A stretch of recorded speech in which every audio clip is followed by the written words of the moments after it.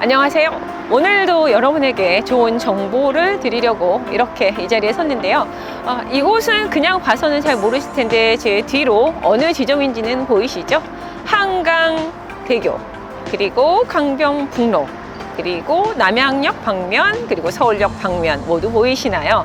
예, 이곳은 지금 아담한 도로와 도로 사이에 끼어 있는 공원입니다. 성촌공원이라는 곳인데요. 성촌공원 하면은 이곳은 한강으로 이어지는 공원이기도 하고요. 그리고 국제 업무지와 연결되는 중요 도로입니다. 이촌 2동 주민센터에서 설명회가 있어서 제가 또 발빠르게 다녀왔습니다.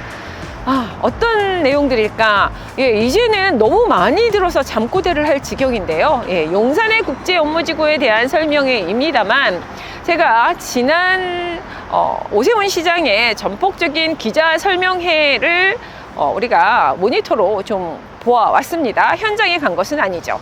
그런데 거기에서 조금 더 얼마나 디테일하게 발전을 해서 설명회를 할까에 대한 부분이었는데요. 좀 더 세부적인 부분은 많지는 않으나 제가 여러분께 그 세부적인 부분이 조금 더 첨가된 것을 듣고 보고 오늘 간략하게 한번 말씀드려 볼게요.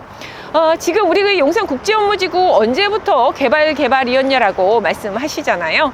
네, 제가 그 역사적인 부분이 길진 않지만 간략하게 설명드리면 2001년에 최초로 계획관리구역으로 실시 계획을 하고 있었습니다. 아직 지정되지 않았어요. 2001년. 그렇다면 10년 만인 2010년에 계획관리구역으로 지정이 되었답니다. 이제부터는 뭔가 지정이 되었다는 건 개발이 본격적으로 갈 수 있다는 뜻인데요. 무려 10년이었습니다. 그런데 2013년에 무산이 되었답니다. 사업 무산이요. 같이 했던 시행사가 부도를 내는 바람에 어떤 금전적인 부분으로 해서 많은 또 분쟁이 있었죠. 그러다가 다시 2022년에 이 기본 계획과 함께 계획 실시에 대한 부분, 그리고 업무지에 대한 다시 계획이 들어가기 시작했고요. 지금 2024년이 되었습니다. 2024년에는 벌써 우리가 구역 지정을 위한 신청 준비를 하고 이렇게 설명회를 했다라는 것은 이제 구역 지정 드디어 되고 시작하는구나. 그리고 간략하게 앞으로의 계획들을 또 오늘 설명회에서 발표를 했는데요. 2025년이면은 전폭적인 착공과 함께 본격적으로 공사 착공이 들어갑니다. 그리고 2030년이면은 어느 정도 공사 진행들이 되면서 모두 발빠르게 계획한 대로 개발이 들어간다라는 것이에요.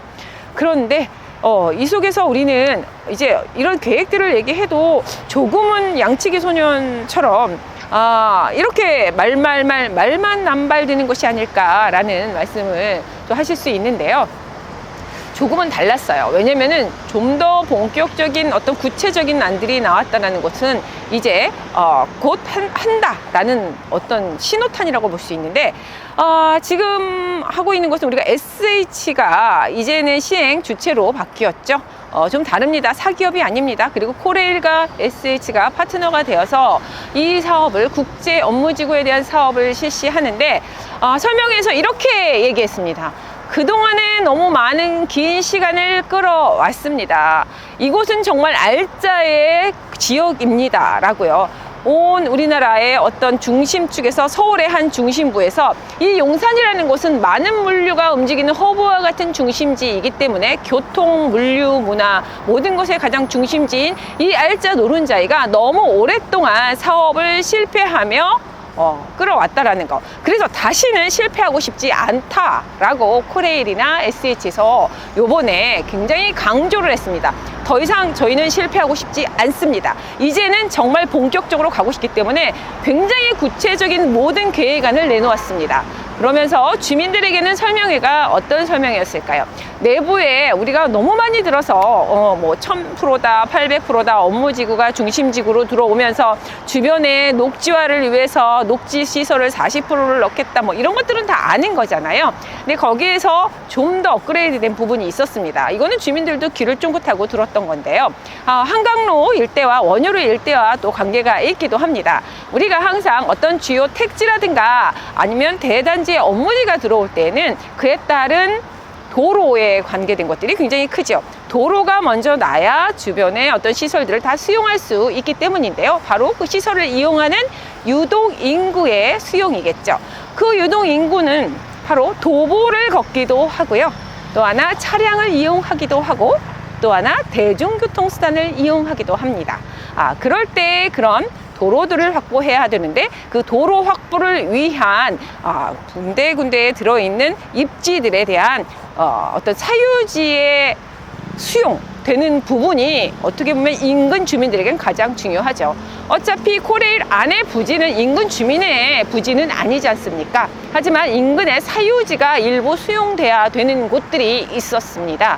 그 입지들은 둥그런 단지처럼 드리워진 이 용산 업무지 입구는 사실 많지 않습니다. 대부분 건물들과 대형 빌딩들, 그리고 아파트 단지, 우리가 좀 더 자세히 말씀드린다고 하면은 한강로 강동북로 쪽으로 동부 이층동이 길게 드리워져 있고, 한쪽으로는 또 서빙고가 있고요. 그리고 동빙고가 있고, 그러면서 그 뒤로 한강로와 그리고 원효로가 둘러싸여 있는 곳이 바로 국제 업무지구 아니겠습니까? 이렇게 대형 빌딩들로 아니면 아파트 단지들로 둘러싸인 이곳을 엄청난 유동인구 14만 이상이 들어오는 이곳에 통로를 만들어야 되지요. 이 통로 개설에 있어서의 통로 부분이 한 13군데, 13곳 정도가 사유지 수용되는 부분을 발표한 것이 제가 볼 땐 오늘의 알짜였던 것 같습니다.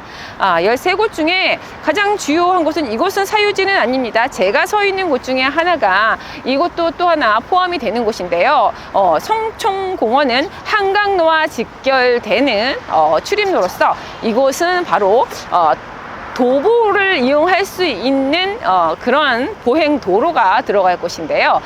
이곳이 바로 그린 코리더라고 해서, 그린 코리더는 용산에 있는 민족공원, 용산공원에서 게이웨이트로 업무지까지 이어지고, 이 업무지에서 방사형으로 총 한 3곳 정도가 그린 코리더로 입지가 이미 선정이 되었습니다.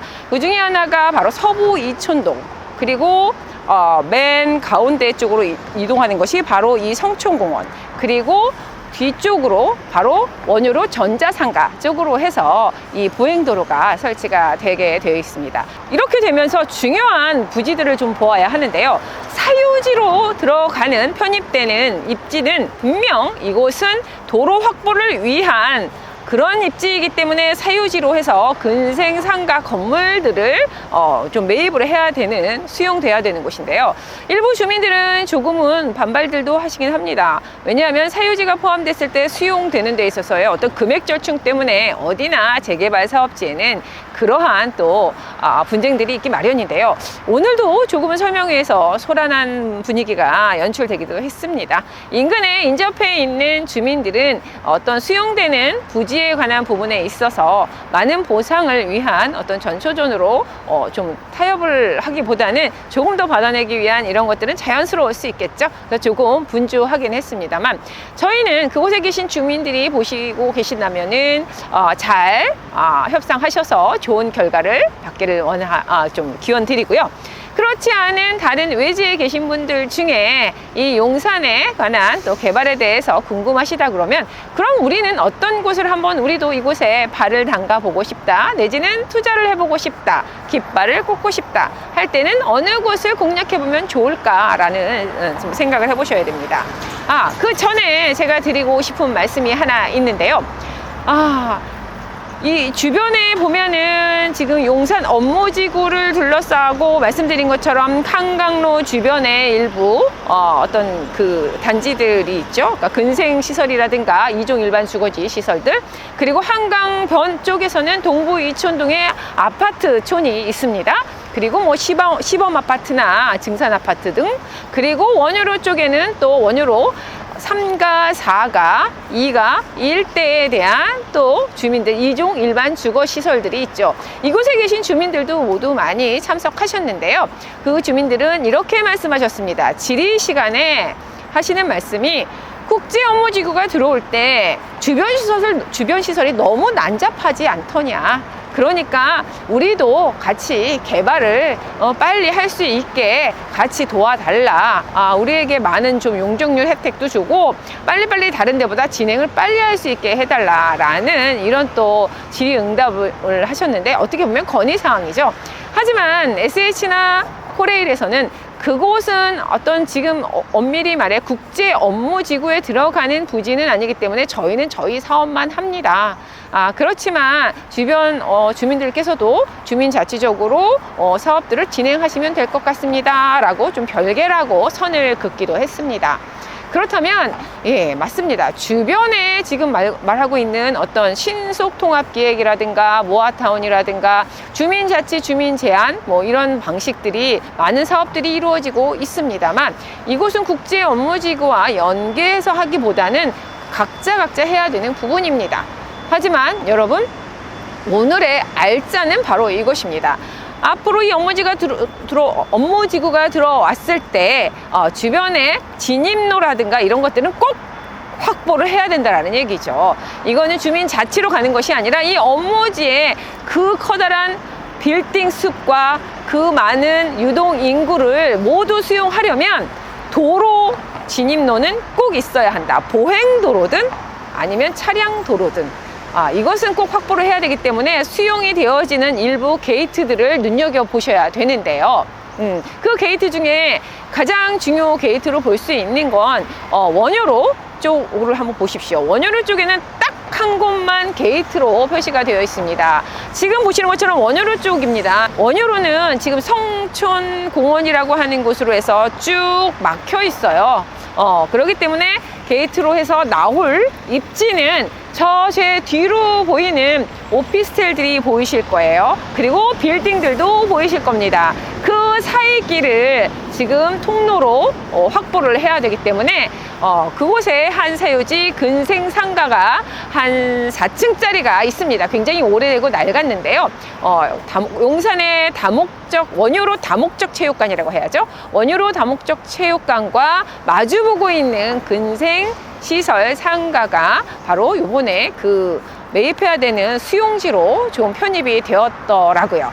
굉장히 구체적이었습니다. 그렇다고 하면은 그곳이 매입이 돼서 그곳에서 끊기겠느냐? 도로라는 것은 연속성이 있죠. 바로 이것을 큰 원효로 대로와 연결을 하기 위한 통로라고 보시면 되고요. 그리고 그 연결 통로는 너무 혼잡하기 때문에 또 분산 효과를 위해 주변에 또 큰 도로들을 또 확보를 해야 됩니다. 분산을 위해서요. 그럴 때 바로 신창로 쪽으로 또 한번 도로가 확충이 돼야 되는 부분인데요. 그렇게 연속성이 있게 연결됐을 때 바로 제 뒤로 보이는 저 오피스텔들 보이시는데, 그 중에 하나 지금 용산 월드 메르디앙 오피스텔이 공사 중입니다. 2024년 6월에 준공이 되기 때문에 주택수에 포함이 되지 않는 6억 원 이하인데요.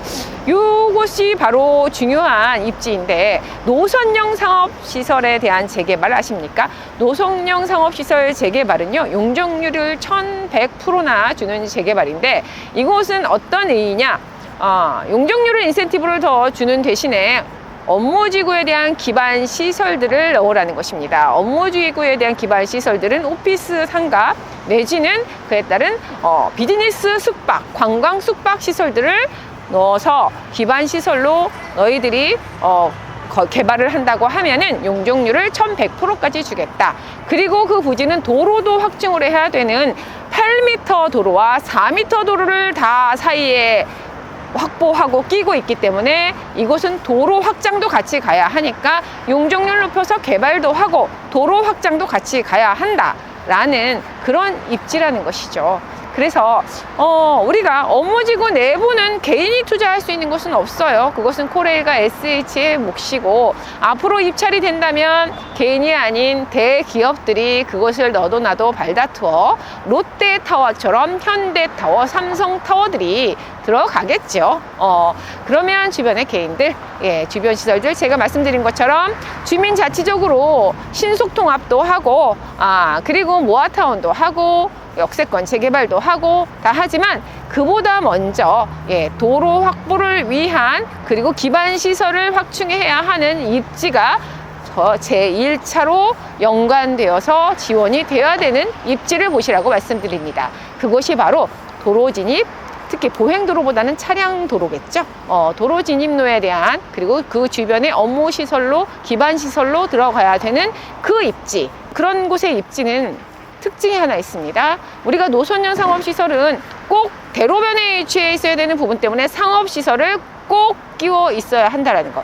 거기에 따라서 주변의 노후도와 함께 3만 제곱미터 이하로 해서 1100%까지 올리는, 그래서 기반시설을 모두 넣는 것이기 때문에 우리가 이렇게 봤을 때는 할 수 있는 것 많지 않다, 선정이 되어 있다고 말씀드렸는데, 이것이 바로 도로 확보 부분과 연결이 돼서 그 입지라고 한다면 최고의 입지이기 때문에 가장 먼저 1순위로 국제업무지구가 들어설 때 동시에 좀 들어서야 하는 노성형 상업시설의 노후화된 건축물과 함께 상업지 인근의 기반 시설들을 확보하기 위한 업무지구, 그리고 그에 따른 관광 숙박시설들, 이런 것들이 모두 포진이 될 수 있는, 그리고 그런 시설들이 들어갈 곳을 한번 찾아보시기 바랍니다. 한강로 일대에도 일부 있습니다. 그리고 원효로 일대에도 있습니다. 그렇지만 그 이외에 나머지 일대에는 사실 할 만한 곳은 없습니다. 나머지는 주거 전용지입니다. 특히 강변북로 쪽으로는 동부이촌동과 함께 그냥 아파트 시설들이기 때문에 당장 이 업무의 기반 시설은 아닙니다. 기반 시설에 들어가는 거는 주거시설에 2종 일반이나 3종 일반 주거시설에 들어가는 것이 아니라 상업지 부지에 들어가야 되는 것이 기반시설이라는 것입니다. 그렇기 때문에 기반시설이 먼저 확충이 된 다음에 그 다음에 주거도 들어가는 거기 때문에 신통이니 뭐하니 보다는 노선형 상업시설에 대한 개발이 먼저 앞서야 된다는 거, 이거 알고 계셨나요? 그냥 좀 더 낯선 개발이라고 생각하시는데, 이런 거대한 업무지가 들어올 때는 굉장히 중요한 개발이기 때문에 만약에 모르시겠거든 연락 주십시오. 그럼 제가 좀 더 자세히 설명을 드리고, 그런 부지가, 그런 요건이 충족되는 부지가 어떤 곳인지 살짝 먼저 예로 말씀을 드리긴 했지만 좀 더 자세히 말씀을 드릴 수가 있고요. 가장 큰 키는 바로 이거였죠. 업무지가 들어올 때 꼭 들어와야 하는 도로 확보에서, 도로 확보 부지들의 주민들, 일반의 어떤 개인 시설들을 수용해야 되는 부분들이 진입이 되었다는 것. 총 13곳이었습니다. 한강로와 함께 빙 둘러서 들어섰는데요. 그 중에 하나 원효로 3가 쪽 진입로가 또 이렇게 유일하게 있는 곳, 제가 한번 뒷 배경으로 해서 말씀을 드리고요. 앞으로 중요한 키, 이제는 국제업무지구 귀에 딱지가 않는다고 말씀하시는 분도 있을 텐데, 그거 너무 잘 알고 있어서 SH와 코레일이 뭐라고 했다고요? 다시는 실패하고 싶지 않습니다 라고 다짐을 하면서 오늘 아주 비장한 설명회를 했다고 말씀드릴게요. 저희 스스로도 과거로 돌아가서 실패하고 싶지 않은 심정이 있기 때문에 여기 계신 모든 분들도 이 사업이 성공을 열망하고 계신 걸로 알고 있습니다.